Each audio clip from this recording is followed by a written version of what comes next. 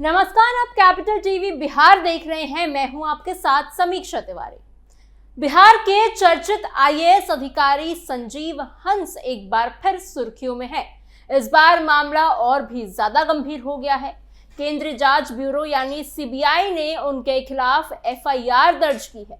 आरोप है कि उन्होंने एक बिल्डर कंपनी से करीब 1 करोड़ रुपए की रिश्वत ली। जैसे ही ये खबर सामने आई, प्रशासन और राजनीति दोनों में हलचल तेज हो गई है। सवाल उठने लगे हैं कि आखिर सिस्टम में बैठे बड़े अधिकारी ही अगर इस तरह के आरोपों में घिरेंगे तो आम जनता किस पर भरोसा करेगी। लेकिन कहानी यहीं खत्म नहीं होती है। जांच में अब सिर्फ रिश्वत का मामला नहीं बल्कि एक पूरे संगठित नेटवर्क के होने की बात सामने आई है। कहा जा रहा है कि इस नेटवर्क के जरिए बड़े स्तर पर लेन देन और गड़बड़ियां की जा रही थी। संजीव हंस पहले भी 1 साल जेल में रह चुके हैं और फिलहाल जमानत पर बाहर हैं। उनके खिलाफ ईडी, एसव्यू और सीबीआई तीनों एजेंसियों की केसेस दर्ज हैं। तो आखिर ये पूरा नेटवर्क क्या है, कौन कौन लोग इसमें शामिल हैं और क्या इस बार सच्चाई पूरी तरह सामने आ पाएगी, इन सभी सवालों के जवाब जानेंगे हम आज की स्पेशल स्टोरी में। 1 करोड़ की रिश्वत का आरोप, ठेकेदारों से वसूली का आरोप। बिहार के चर्चित आईएएस अधिकारी संजीव हंस का नाम एक बार फिर से सुर्खियों में है। इस बार मामला पहले से कई ज्यादा बड़ा और गंभीर नजर आ रहा है। अब ये सिर्फ 1 करोड़ रुपए की रिश्वत लेने का मामला नहीं रह गया है, बल्कि जांच में एक पूरे संगठित नेटवर्क का खुलासा हुआ है जो लंबे समय से पर्दे के पीछे काम कर रहा था। केंद्रीय जांच ब्यूरो यानी सीबीआई ने संजीव हंस के खिलाफ एफआईआर भी दर्ज कर ली है और आरोप है कि उन्होंने एक बिल्डर्स कंपनी से करीब 1 करोड़ रुपए की रिश्वत ली थी। इस कार्रवाई के बाद प्रशासनिक और राजनीतिक गलियारों में हड़कंप मचा हुआ है और अब हर कोई यही जानना चाहता है कि आखिर इस पूरे खेल के पीछे की सच्चाई क्या है। जांच एजेंसियों के मुताबिक संजीव हंस सीधे तौर पर किसी से रिश्वत नहीं लेते थे, बल्कि इसके लिए उन्होंने अपने भरोसे के करीब 9 लोगों का एक मजबूत नेटवर्क बना रखा था।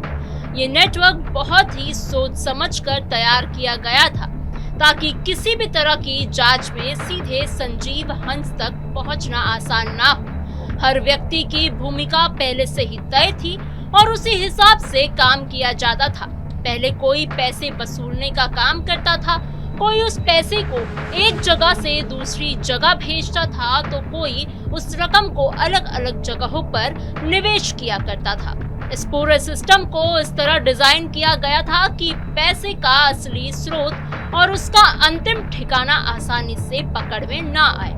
संजीव हंस 1 साल तक जेल में रह चुके हैं और फिलहाल जमानत पर बाहर है, लेकिन उनके खिलाफ कार्रवाई का सिलसिला रुका नहीं है।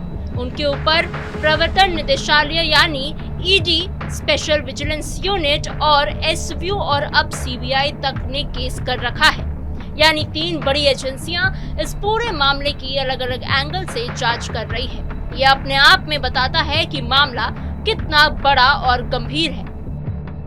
जांच में सामने आया है कि इस नेटवर्क के जरिए ठेकेदारों, व्यापारियों और उद्योगपतियों से कमीशन लिया जाता था। ये कमीशन सीधे तौर पर नहीं लिया जाता था, बल्कि इसे अलग अलग तरीकों से इकट्ठा किया जाता था। इसके बाद इस पैसे को हवाला और बैंक ट्रांसफर के जरिए आगे बढ़ाया जाता था ताकि कोई सीधा लिंक सामने ना आ पाए। जांच एजेंसियों को ये भी जानकारी मिली है कि इस पैसे का इस्तेमाल अलग अलग शहरों में प्रॉपर्टी खरीदने और दूसरे निवेश यानी इन्वेस्टमेंट्स में किए जाते थे। अब इन संपत्तियों को बेनामी संपत्ति माना जा रहा है और उनकी जांच की जा रही है। ईडी के मुताबिक इस नेटवर्क में शामिल हर व्यक्ति की एक खास भूमिका थी। कोई व्यक्ति ठेकेदारों से पैसे वसूलता था तो कोई उसे आगे दूसरे लोगों तक पहुंचाता था। कुछ लोग ऐसे भी थे जो इन पैसों से अलग अलग जगह निवेश करने का काम संभाल रहे थे। यानी एक पूरा सिस्टम एक मशीन की तरह काम कर रहा था जिसमें हर व्यक्ति अपने हिस्से का काम कर रहा था और पूरे चेन को मजबूत बनाए रखता था। इस नेटवर्क में शामिल लोगों के नाम भी सामने आए हैं। संजीव हंस के लिए काम करने वाले पुष्पराज बजाज पर आरोप है कि उन्होंने एनसीडीआरसी के मामले में आदेश दिलाने के लिए रिश्वत ली थी। वहीं शादाब खान पर आरोप है कि उसने एनसीडीआरसी के मामलों में रिश्वत किश्तों में ली और हवाला के जरिए पैसों का लेन देन किया गया। पवन कुमार पर आरोप है कि उसने जन संसाधन विभाग में ठेकेदारों से कमीशन लिया और फर्जी बिल बनाकर पैसे जुटाने का भी काम किया। कमलकांत गुप्ता के खाते में कमीशन की रकम ट्रांसफर होने की बात सामने आई है। उसने पंजाब के मोहाली और कसौली में प्रॉपर्टी खरीदी, जो अब जांच के घेरे में है। आरजेडी के पूर्व विधायक गुलाब यादव पर आरोप है कि उन्होंने ठेके दिलाने के बदले कमीशन लिया और महाराष्ट्र के पुणे में सीएनजी प्रोजेक्ट में निवेश किया। इसके अलावा ट्रांसफर और पोस्टिंग में भी उनके प्रभाव का इस्तेमाल किया जाता था। प्रवीण चौधरी इस नेटवर्क में ठेकेदारों और जल संसाधन विभाग के बीच कड़ी का काम किया करता था, यानी ब्रिज बन के काम किया करता था। दिल्ली में महंगे फ्लैट खरीदने में उसकी अहम भूमिका बताई जा रही है। सुनील कुमार सिन्हा पर आरोप है कि उसने एक महिला वकील को करोड़ों रुपयों में पेमेंट की और अहम भूमिका निभाई है।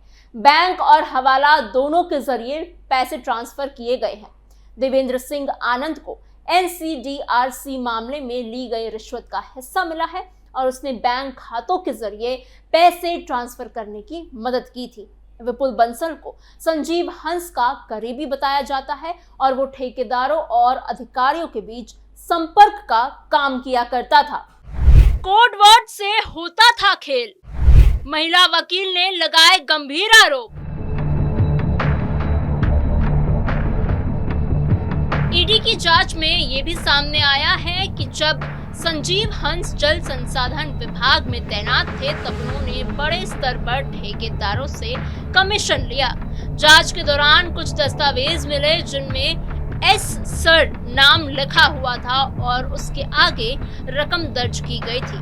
मैत्री सेवा इंफ्रा प्राइवेट लिमिटेड के डायरेक्टर पवन कुमार ने ईडी को बताया कि वो और उनके साथी संजीव हंस के लिए एस सर का नाम इस्तेमाल किया करते थे। ये एक कोडवर्ड था जिससे पहचान छिपाई जाती थी, लेकिन ये मामला सिर्फ भ्रष्टाचार तक सीमित नहीं रहा। संजीव हंस का नाम एक और गंभीर विवाद में भी सामने आया है, जिसने इस पूरे केस को और ज्यादा संवेदनशील बना दिया है। साल 2017 में एक महिला वकील ने उन पर और पूर्व विधायक गुलाब यादव पर सामूहिक कुकर्म का आरोप लगाया था। महिला का कहना था कि उसके साथ जबरदस्ती की गई और उसका अश्लील वीडियो भी बनाया गया। महिला ने यह भी दावा किया है कि वो संजीव हंस के बेटे की मां है और बच्चे का जन्म 2018 में हुआ है। महिला के अनुसार उसके साथ कई बार सामूहिक कुकर्म किया गया और उसे ब्लैकमेल करने के लिए वीडियो बनाया। उसने बताया कि उसे कभी धमकी देकर तो कभी नशीली चीजें देकर गलत काम किया गया उसके साथ। महिला ने अपने बयान में कहा कि वो 2009 से वकालत कर रही थी और 2016 में पटना आई थी। एक साथी वकील ने उसकी मुलाकात गुलाब यादव, जो कि आरजेडी के पूर्व विधायक है, उनसे करवाई थी। गुलाब यादव ने उसे महिला आयोग का सदस्य बनाने का लालच दिया और एक फ्लैट पर बुलाया। वहां पहुंचने के बाद महिला का आरोप है कि बंदूक की नोक पर उसके साथ कुकर्म किया गया। जब वो शिकायत करने जा रही थी तो उसे शादी का झांसा देकर रोक लिया गया। 8 जुलाई 2017 को उसे पुणे के एक होटल में बुलाया गया, जहां उसकी मुलाकात संजीव हंस से कराई गई। महिला का आरोप है कि उसे खाने में नशीली चीज दी गई, जिससे वो बेहोश हो गई और फिर उसके साथ सामूहिक कुकर्म किया गया। होश आने के बाद उसे वीडियो दिखाकर धमकाया गया कि अगर उसने किसी को बताया तो वीडियो वायरल कर दी जाएगी। महिला ने यह भी आरोप लगाया कि उसका कई बार गर्भपात भी करवाया गया और उसे लगातार डराकर चुप रखा गया। 2022 में उसने पटना पुलिस को आवेदन दिया, लेकिन केस दर्ज नहीं किया गया। इसके बाद वो अदालत गई और कोर्ट के आदेश पर 2023 में रूपसपुर थाने में एक एफआईआर दर्ज करवाई। पटना के एसएसपी ने भी अपनी रिपोर्ट में महिला के आरोपों को सही बताया था। इसके बाद ईडी ने संजीव हंस और गुलाब यादव के घर पर छापेमारी की और महिला से भी पूछताछ की गई। मामला हाईकोर्ट तक पहुंचा, लेकिन 6 अगस्त 2024 को पटना हाईकोर्ट ने एफआईआर को रद्द कर दिया। इसके बाद 30 दिसंबर 2025 को संजीव हंस को फिर से पोस्टिंग मिल गई। हालांकि इस पूरे मामले की जांच के दौरान मनी लॉन्ड्रिंग का एंगल भी सामने आया। ईडी इस दिशा में भी जांच कर रही है, लेकिन 1 साल बीत जाने के बाद भी एजेंसी आरोप तय नहीं कर पाई है। आखिरकार 18 अक्टूबर 2025 को पटना हाईकोर्ट ने संजीव हंस को जमानत दे दी। इस तरह सामूहिक कुकर्म का मामला कानूनी रूप से खत्म हो गया, लेकिन भ्रष्टाचार और मनी लॉन्ड्रिंग के आरोप अब भी उनके सर पर लगे हुए हैं और जांच की जा रही है। अब सबसे बड़ा सवाल यही है कि क्या इस पूरे नेटवर्क की सच्चाई पूरी तरह से सामने आ पाएगी या फिर ये मामला भी धीरे धीरे ठंडे बस्ते में चला जाएगा। क्या जांच एजेंसियां हर उस व्यक्ति तक पहुंच पाएगी जो इस नेटवर्क का हिस्सा था, और क्या इस बार कानून का शिकंजा सच में कस पाएगा या फिर ये मामला भी सिर्फ सुर्खियों तक ही सीमित रह जाएगा। फिलहाल पूरे देश की नजर इस केस पर बनी हुई है और हर नई जानकारी के साथ ये कहानी और भी गहरी होती जा रही है, जिसका सच सामने आना अब बेहद जरूरी हो गया है। आपको हमारी खबर कैसी लगी हमें कमेंट बॉक्स में जरूर बताइएगा। आपके क्या सोच विचार हैं इस खबर को लेके, वो भी हमें जरूर बताइएगा। ऐसी और खबरों के लिए बने रहिए कैपिटल टीवी बिहार के साथ।